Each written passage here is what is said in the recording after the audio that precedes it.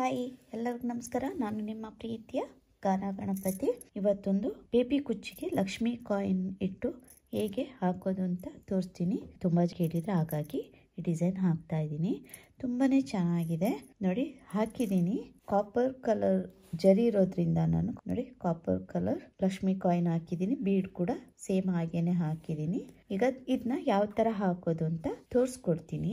ಇದಕ್ಕೆ ನಾನು 5 ಎಳೆ ದಾರ ತಗೊಂಡಿದ್ದೀನಿ, ಸಿಲ್ಕ್ ಥ್ರೆಡ್.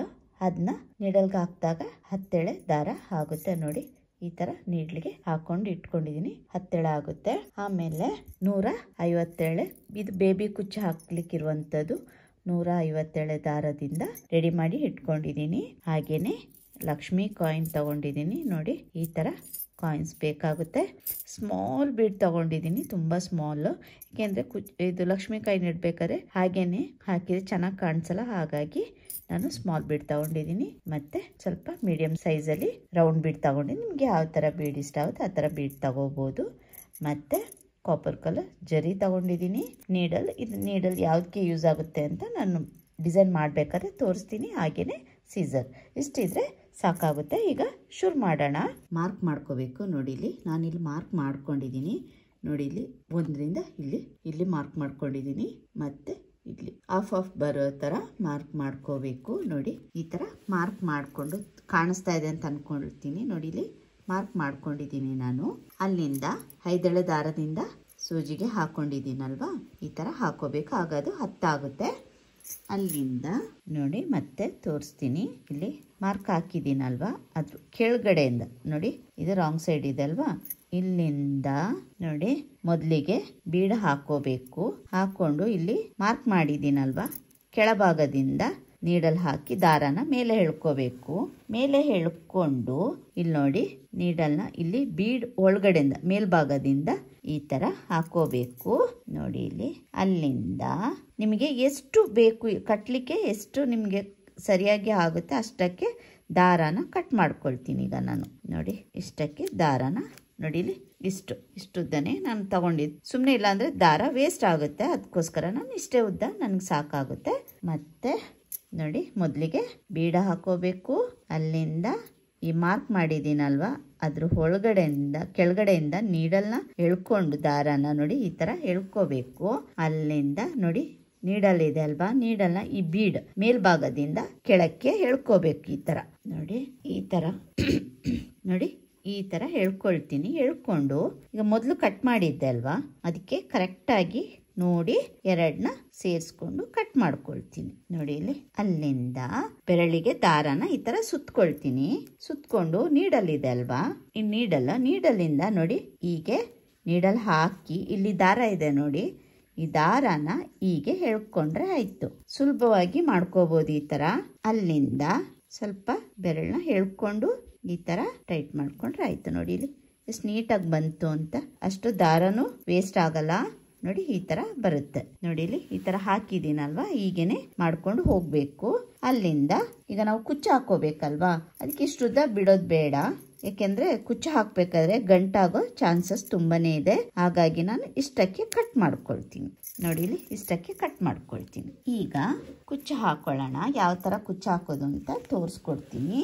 ಇಲ್ಲಿ ನೋಡಿ, ಇಲ್ಲಿ 2 ಗ್ರೀನ್ ಹಾಕಿದ್ದೀನಿ, 1 ಪಿಂಕ್ ಹಾಕೊಂಡಿದ್ದೀನಿ. ಇದೇ ತರ ಹಾಕೋಬೇಕು.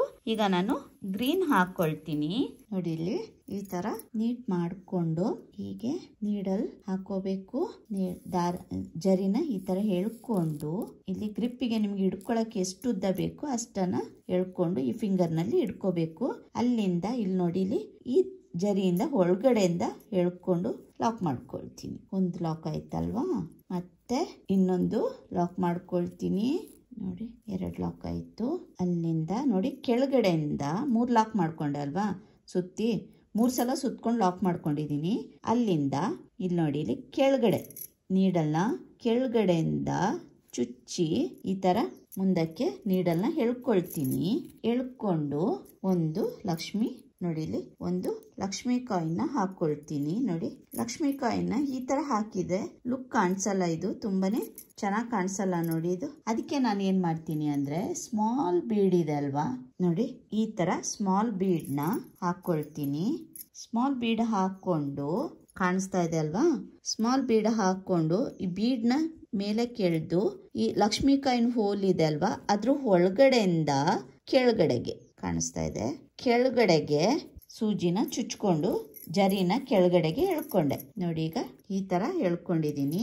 ಅಲ್ಲಿಂದ ಹೀಗೆ ಇನ್ನು 3 ಸಲ ಸುತ್ತಕೊಂಡು ಲಾಕ್ ಮಾಡ್ಕೊಳ್ತೀನಿ ನೋಡಿ. ಈ ತರ ಲಾಕ್ ಮಾಡ್ಕೋಬೇಕು.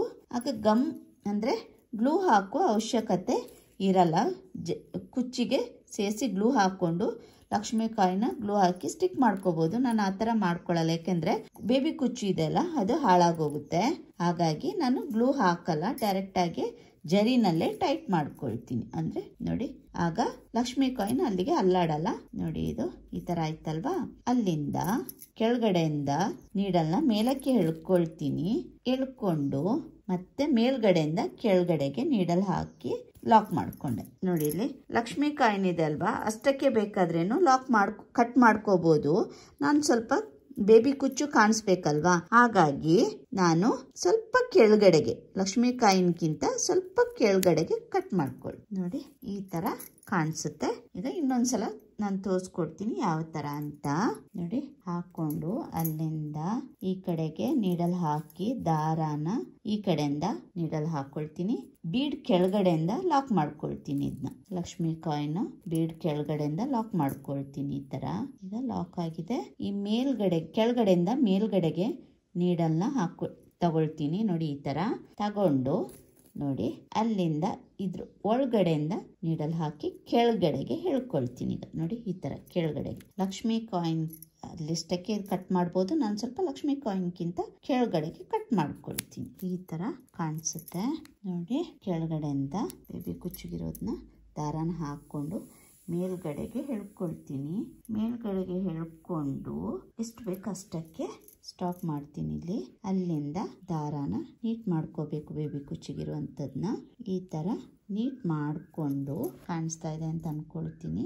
ಜರಿ ಇದೆ ಅಲ್ವಾ ಇಲ್ಲಿ ನೋಡಿ, ಈ ಜರಿಯಿಂದ ಲಾಕ್ ಮಾಡ್ಕೊಳ್ತೀನಿ. 2 ಸಲ ಆಯ್ತಲ್ವಾ?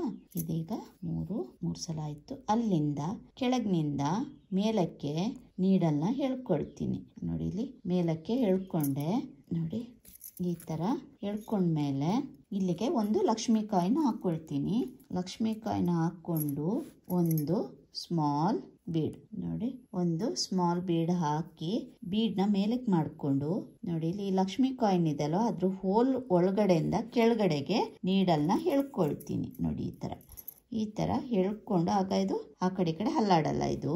ಅಲ್ಲಿಂದ ನೋಡಿ, ಈ ಸೈಡಿಂದ ನೀಡಲ್ ಹಾಕಿ ದಾರನ ಎಳ್ಕೊಂಡು ಹೀಗೆ ಅದ್ರ ಒಳಗಡೆಯಿಂದ ಬೀಡ್ ಕೆಳಗಡೆಗೆ ಲಾಕ್ ಮಾಡ್ಕೊಳ್ತೀನಿ. ಇದನ್ನ ಹೀಗೇನೆ 3 ಸಲ ಮಾಡ್ಕೊಳ್ತೀನಿ.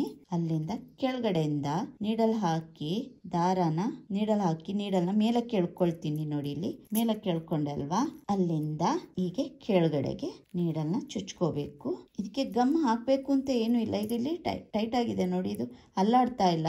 ಇಲ್ಲ ಅಂದ್ರೆ ಗಮ್ ಹಾಕ್ಬೇಕು. ಗಮ್ ಹಾಕಿದ್ರೆ ಬೇಬಿ ಕುಚ್ಚು ಹಾಳಾಗೋಗುತ್ತೆ. ಹಾಗಾಗಿ ನಾನು ಗಮ್ ಹಾಕೊಳ್ಳಲ್ಲ ನೋಡಿ. ಇಲ್ಲಿಗೆ ಕಟ್ ಮಾಡ್ಕೊಳ್ತೀನಿ. ಈ ತರನೇ ಮಾಡ್ಕೊಂಡು ಹೋಗ್ಬೇಕು. ನಾನು ಕಂಪ್ಲೀಟ್ ಮಾಡಿ ತೋರಿಸ್ತೀನಿ ಯಾವ ತರ ಕಾಣಿಸುತ್ತೆ ಅಂತ ನೋಡಿ.